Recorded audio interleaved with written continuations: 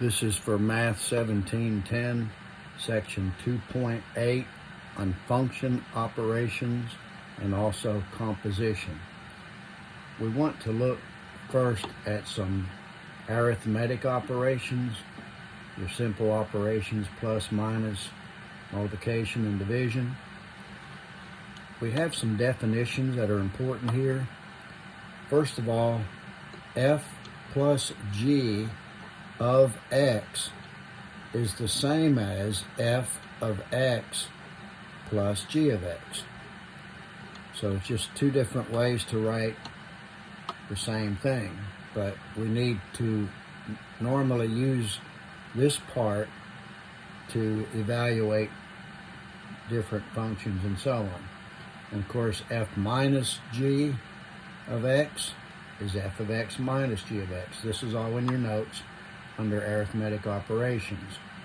And then the times and division. So here are some examples.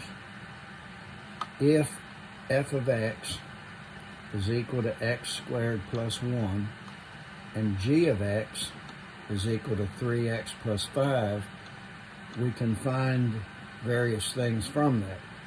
For example, f plus g of 1, which is the same as f of 1 plus g of 1. So here we put 1 in the f function, and here we put 1 in the g function. So that gives us 1 squared plus 1 and 3 times 1 plus 5. I'll put square brackets around these. And that gives us then 1 squared plus 1 is 2, plus 3 plus 5 is 8. So that comes out to 10. The second one is f minus g of negative 3.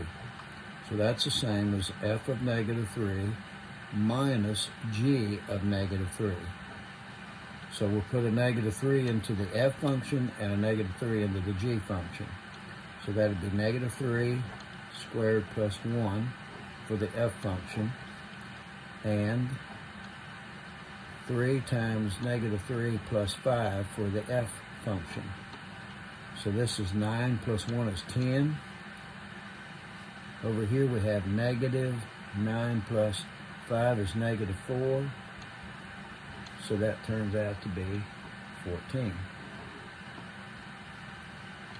For the third example, we have fg of 5, where fg means f times g. So that's f of 5 times g of 5. So we put a 5 into the f and a 5 into the g functions. So that's 5 squared plus 1 times 3 times 5 plus 5. So that equals 26 times 20, which is 520. And then the last example under number 5 is f divided by g of 0. So we put a 0 into the f and g functions. So that's the same as f of 0 over g of 0. So that's going to be 0 squared plus 1 for the f function, and 3 times 0 plus 5 for the g function. So that comes out to be 1 over 5, 1/5. All right, we're going to look at some examples now where instead of using numbers, we just use x to evaluate various operations. So under number 6, f of x is 8x minus 9, and g of x is the square root of 2x minus 1. So for part A, we're going to do f plus g of x which is the same as f of x plus g of x. So here we just combine the two functions, 8x minus 9 plus the square root of 2x minus 1. None of these are like terms, so the final answer is this expression. So it's an expression rather than a single number like in the examples in number 5. We have then f minus g of x, which is f of x minus g of x. So we have 8x minus 9 for the f function, and then minus the square root of 2x minus 1. And again, none of these can be combined, so there's your final answer. The third one is fg of x, which is 8x minus 9. We'll put that in parentheses since it's a binomial. And then times the square root of 2x minus 1. We can clear the parentheses by taking this times this and this times this. So that's 8x square root of 2x minus 1 minus 9 times the square root of 2x minus 1. Either one of these answers would be correct. It's just a matter of how you're asked to give the answers, whether you need to clear the parentheses or not. And the last one, f over g of x, f over g of x, which is f of x over g of x, which is 8x minus 9 over the square root of 2x minus 1. Now, we do need to realize here that in order to be completely simplified, you cannot have a square root in the denominator. So we do a process called rationalization, which means that we take the original expression times a fraction where the numerator and denominator are equal, and we choose this to take times this so that the square root goes away, because the square root of something times the square root of the same thing removes the square root symbol. So we now get 8x minus 9, put that in parentheses, square root of 2x minus 1, and on the bottom the square root disappears and we get 2x minus 1. So we can leave it like this, or we could multiply that out, either way. Now, we have here an example under number 7 that is based on a graph.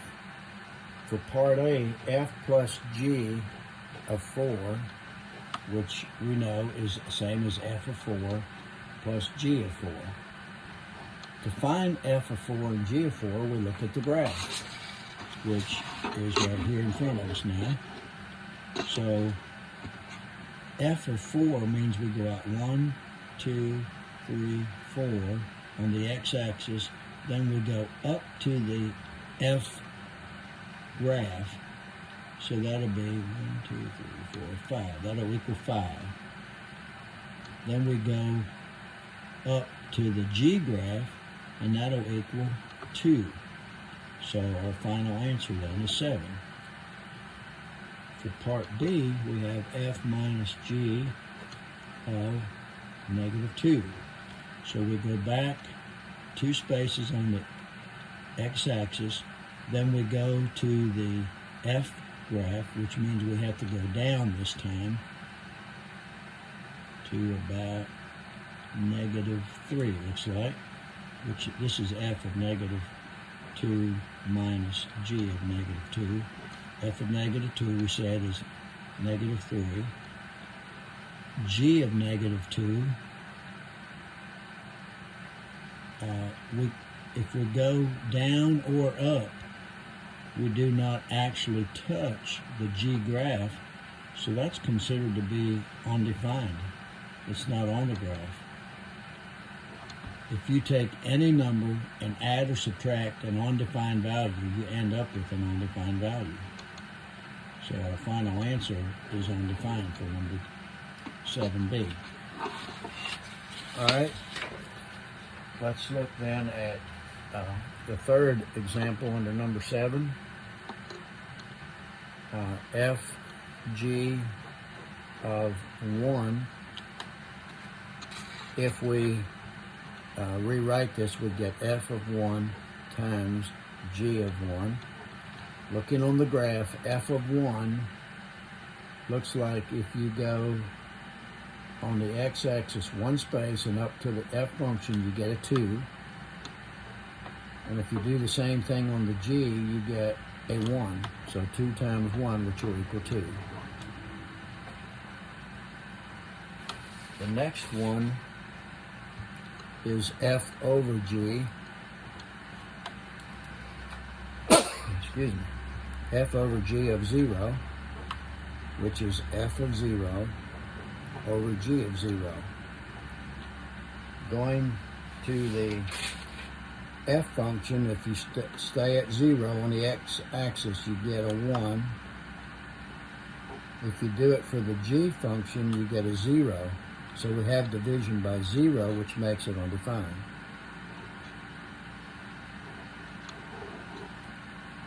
All right. Now for number 8, we have a table of values. So for part A, f plus g of 4, which is the same as f of 4 plus g of 4. We look on the table for x equals 4, and we look to the column for the f column. So across from the 4 on the f column is a 9. Across from the 4 on the g column is a 2, so 9 plus 2, which would equal 11. Then we have f minus g of negative 2, so that's f of negative 2 minus g of negative 2.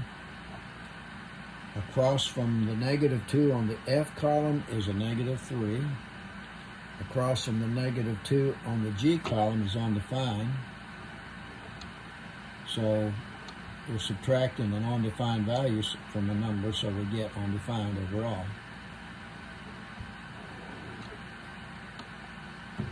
For number C, we got f of g, or f times g of 1.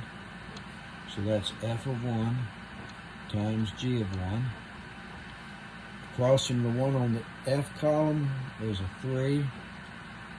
And across from the 1 on the g column is a 1, so 3 times 1 equals 3.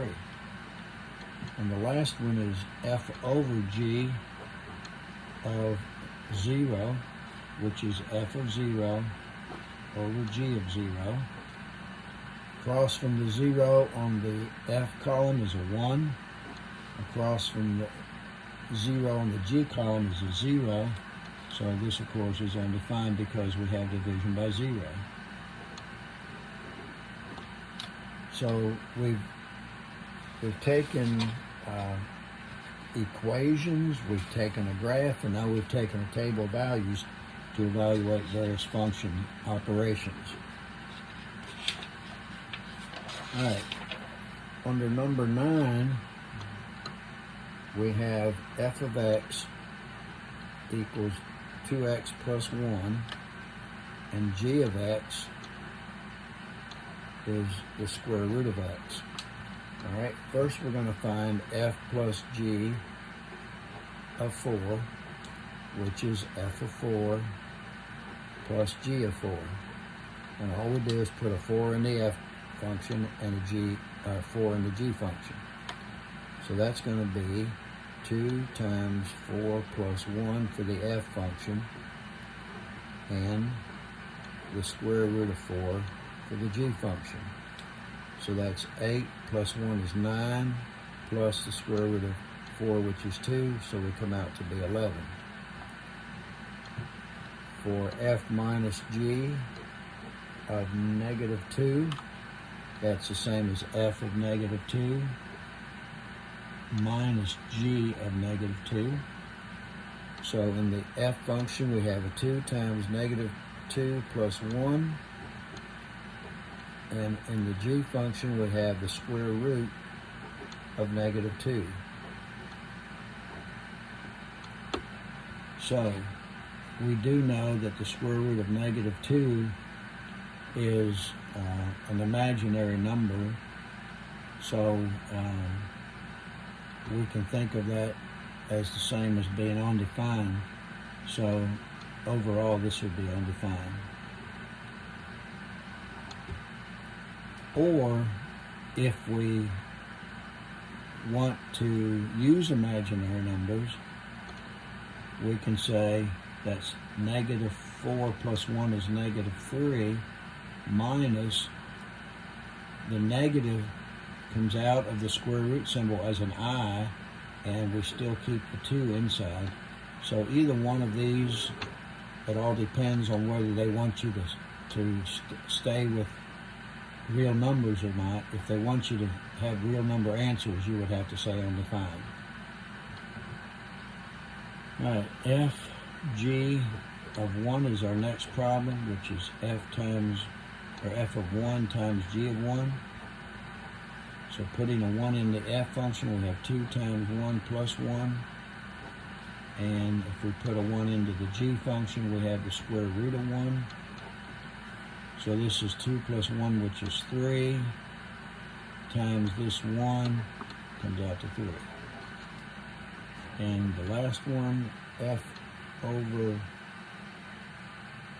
g of 0 would be f of 0 over g of 0.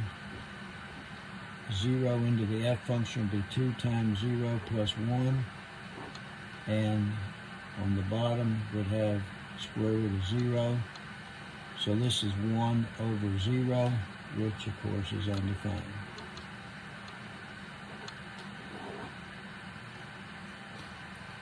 Alright, we now want to look at something totally different here called the difference function. And it's based on this drawing here. It's on your notes, but I'll draw it out for you as well. If we have this straight line right here, and then we have a curved line that comes around and touches that straight line at P and Q.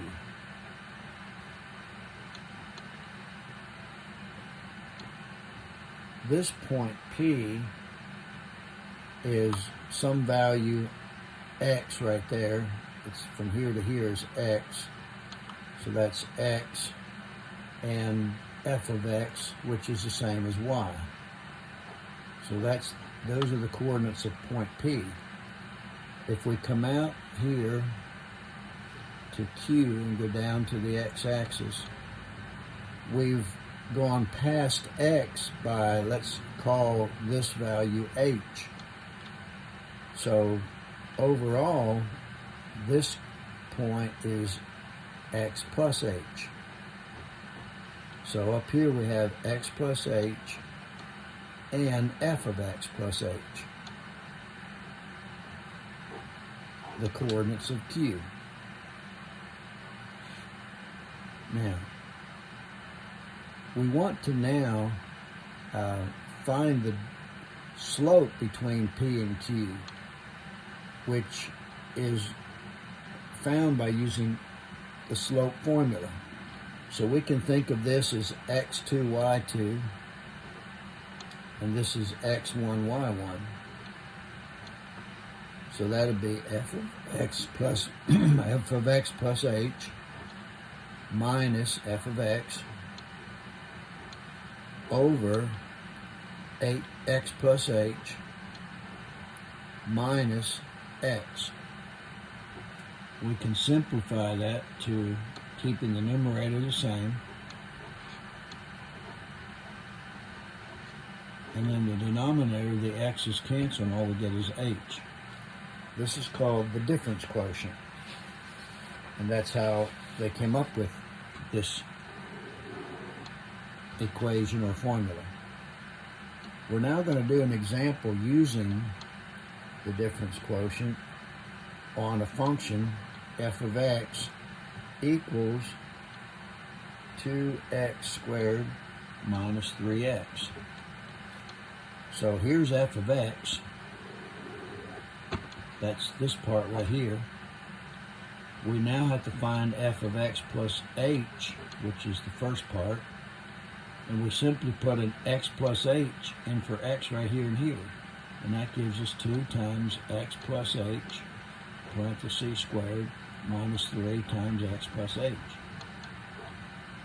We're now going to simplify this. The x plus h squared is the same as x plus h times itself.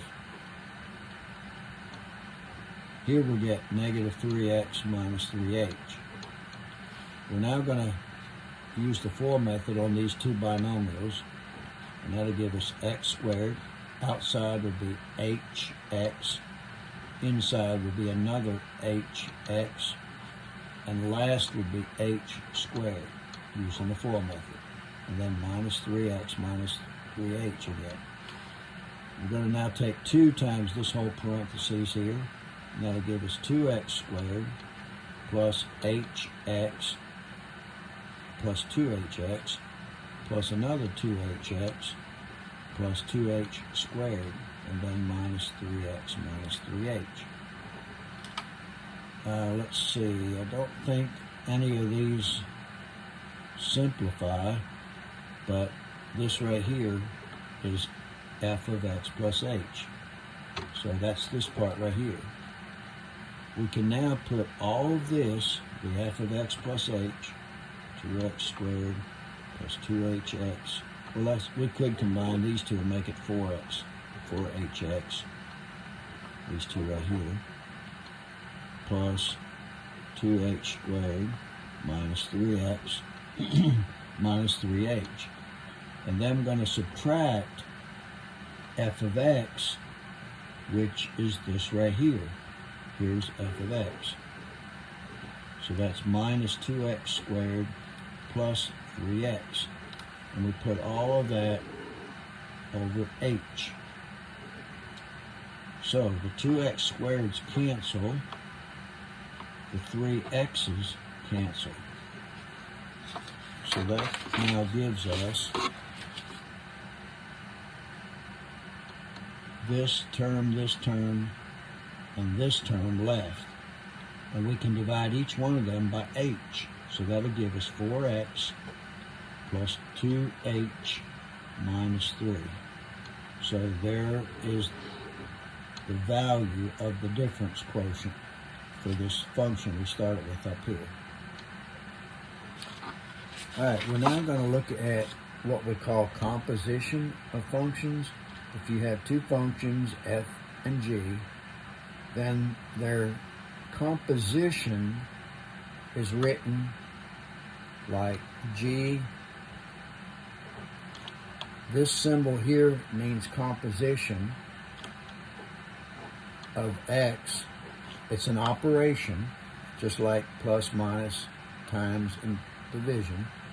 And that's the same as g of f of x. G of f of x. We could also write it the other way around, and that this time would be f of g of x. F of g of x. So both these definitions will be used in solving various problems. The first example, 3f of x is 2x minus 1. G of x is equal to 4 over x minus 1. For part A, we're finding the composition, f composition g of 2. And that can be rewritten as f of g of 2. F of g of 2. So we're now going to find out what g of 2 is by putting 2 into the g function. So that'll give us f of 4 over 2 minus 1, which is f of 4. Now we can put a 4 into the f function, which comes from right here, so that's be 2 times 4 minus 1, which is 7. So basically, we're doing one function at a time, starting with the one on the inside, the g of x, and then going to the one on the outside, the f. For part B, we have g composition f of negative 3. So that's the same as g of f of negative 3. So we got to find this part first by putting a negative 3 into the f function. So that'll be 2 times negative 3 minus 1. So that's the same as g of negative 7. Then we put a negative 7 into the g function, and we get 4 over negative 7 minus 1, which is 4 over negative 8, which reduces to negative 1/2. All right. We're going to look now at some examples where we have just plain x instead of numbers to put into the function. So for example, number 4, f of x is equal to square root of x, and g of x is equal to 1 over x. So for part A, we're finding f composition g of x, and we're also supposed to find its domain when we're finished. But this is the same as f of g of x. F of g of x. So we're going to replace the g of x with what it equals, which is 1 over x. Then we're going to put the 1 over x into the f function, so that'll be the square root of 1 over x. If we take the square root of the numerator, we get 1. Take the square root of the denominator, we get square root of x. But it has to be rationalized because we have a square root in the denominator, so we multiply by the square root of x over the square root of x. So when you multiply these together, the square root goes away, and you get square root of x over x for the final answer. All right. The domain for this, since x is in the denominator, we can't have 0 in the domain. So the domain is from negative infinity up to 0, but not including 0, so we use a parentheses. And then we go from 0 to positive infinity, again, not including the 0, and put a u between them. So that's the domain. All right, we have one other example, which is to find f or g composition f of x. So that's the same as g of f of x, which is the same as g of whatever f of x was, which was the square root of x. Then we put the square root of x into the g function, and we get 1 over the square root of x, which has to be rationalized by taking the square root of x times the square root of x over the square root of x, and we get square root of x over x. So it turns out that we got the same answer as we did for part A. And again, the domain is from negative infinity to 0, and from 0 to positive infinity. Okay, now we have one more example here where you already know the composition,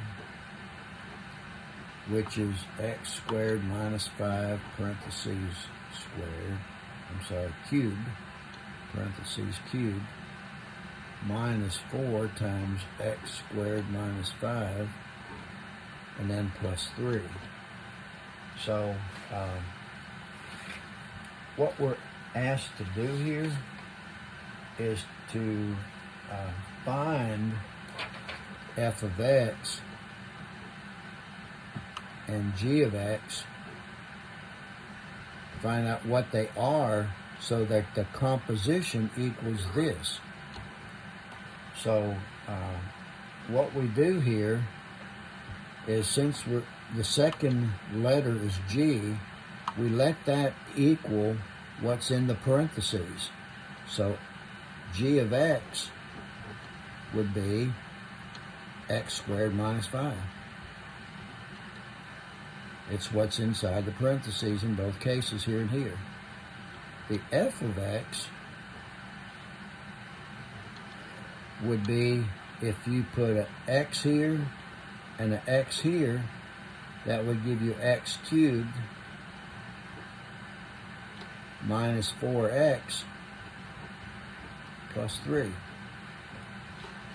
And if you did a composition on these two functions, you will get this answer, and we'll show that that's true.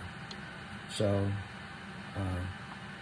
f composition g of x is the same as f of g of x, which the g of x would be the x squared minus 5, and put f in front of that. Then we'll put the x squared minus 5 in for x in the f function. That'll give us x squared minus 5 parentheses cubed minus 4 times x squared minus 5, and then plus 3. So this right here is the same as what we started out with up here. But this is called decomposition, where you already have the value of the composition and you have to go back and find the f of x and the g of x. All right, that concludes this section, and you will do your homework on Pearson as usual.